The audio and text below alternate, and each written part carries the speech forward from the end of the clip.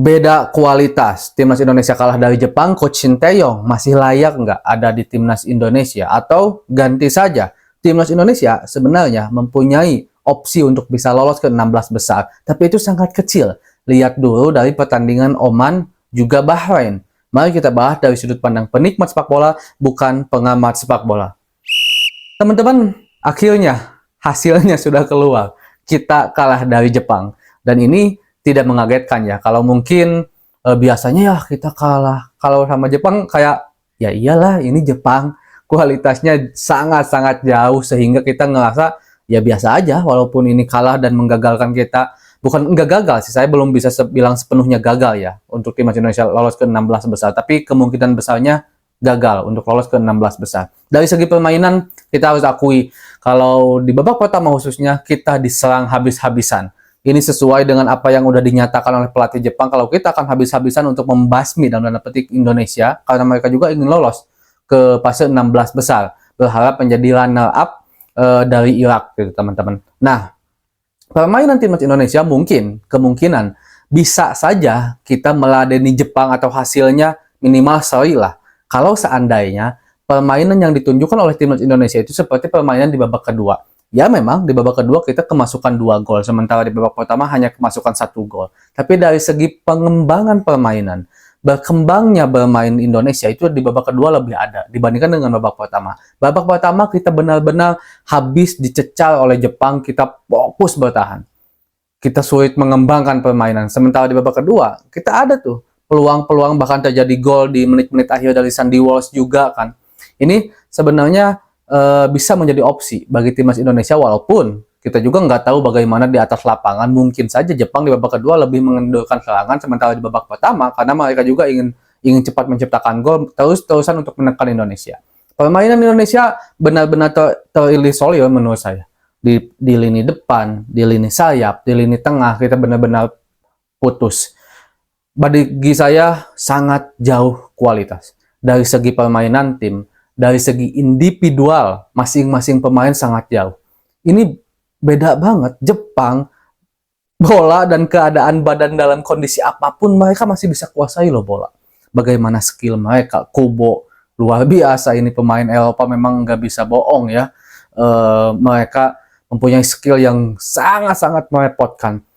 Main aja gitu ketika pemain Jepang mau lewat pemain Indonesia, kita benar-benar lambat kelihatannya.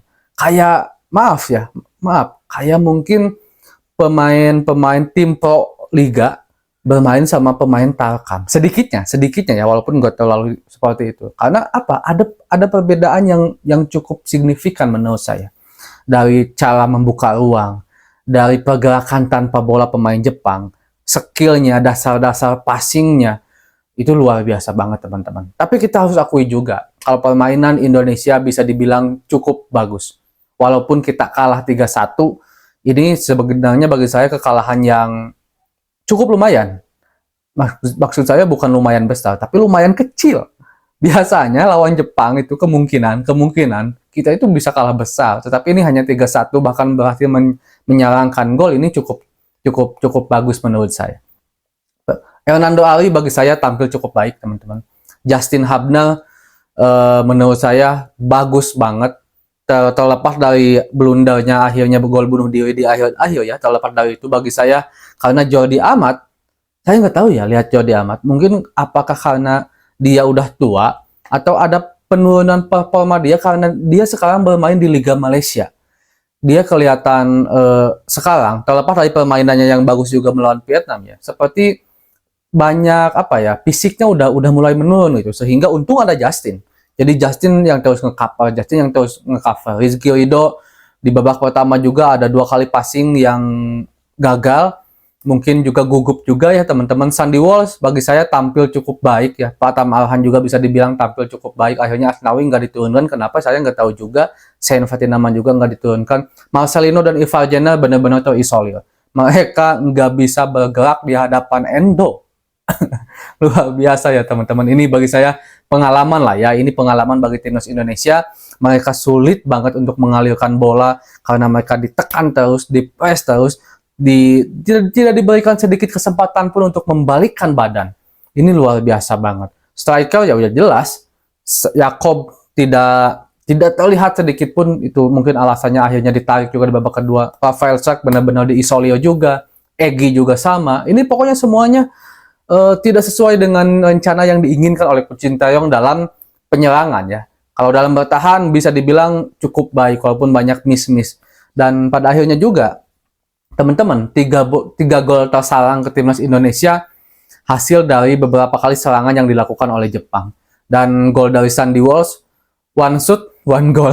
Memang saya udah pernah bahas juga kan di konten sebelumnya, saya sepil-sepil dikit, tendang aja yang banyak ke penjaga gawang Jepang ini, karena agak lawak juga gitu. Ingat kita ke Onana gitu teman-teman ya. Dan di babak kedua, Coach Sinteyong memasukkan Elkan Bagot menjadi striker. Ini pertanyaan, apakah strategi karena ingin memanfaatkan long ball dengan tingginya seorang Elkan Bagot dari posturnya, atau adalah hipotesis bahwa tidak ada lagi striker yang layak di depan sehingga harus menyimpan seorang Elkan Bagot? Kita nggak tahu. Kalau seperti ini kita jadi ingat Lili Pali ya. Dan teman-teman, bagi saya apapun hasilnya ini, entah nanti lolos ataupun tidak, karena kita juga akan menunggu hasil dari Oman dan Bahrain juga. Bahrain sama Oman sama Kyrgyzstan itu minimal harus imbang. Oman sama Jordan harus menang 3-0 kalau saya nggak salah ya hitung-hitungannya. Ini hal yang sulit juga gitu teman-teman. Tapi kita anggap kita nggak lolos ke 16 besar. Kita harus fokus ke kualifikasi Piala Dunia sekarang. Harus lebih gencar lagi nyari pemain-pemain berkualitas, terlepas apakah itu di dalam negeri di Liga Indonesia ataupun di luar negeri dengan proses pemain keturunan. Yang penting saya yakin para masyarakat Indonesia itu senang kalau seandainya melihat timnasnya itu berprestasi. Siapapun itu pemainnya selama itu legal menurut konstitusi. Teman-teman, ada hak mereka untuk memperkuat timnas Indonesia. Nah, dan saya berharap tidak ada cacian yang berlebihan kepada timnas Indonesia. Ekspektasi kita jangan berlebihan lah. Ini realitas, karena Jepang adalah kualitas sepak bolanya sangat luar biasa. Mereka bukan langganan Piala Asia lagi, mereka pelangganan Piala Dunia, yang di Piala Dunia pun mereka nggak cuma tampil, mereka benar-benar ngelawan. Di Piala Dunia pun bisa dibilang cukup berprestasi. Ingat, pemain timnas Indonesia adalah pemain termuda di Piala Asia sekarang. Masa depan kita cerah jika seandainya PSSI, timnas Indonesia, staf kepelatihan, dan pemain-pemainnya terus konsisten untuk membangun sepak bola yang lebih baik. Maka bukan tidak mungkin menurut saya, timnas Indonesia yang sekarang, jika seandainya terus konsisten, kita bisa melihat timnas Indonesia yang benar-benar matang 5 tahun lagi lah minimal, teman-teman. Ini hal yang bagus bagi kita, masa depan yang cukup cerah.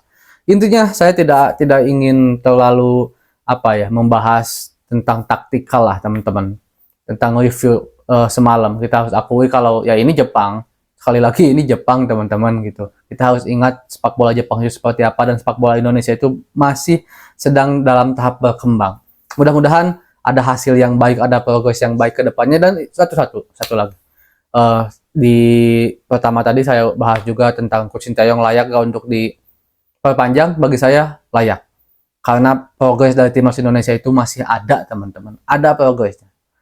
Terlepas dari hasil apapun hari ini dan hasil nanti di Piala Asia U23, saya tetap menjadi orang yang mendukung untuk Coach Sinteyong diperpanjang sebagai nahkoda timnas Indonesia. Assalamualaikum.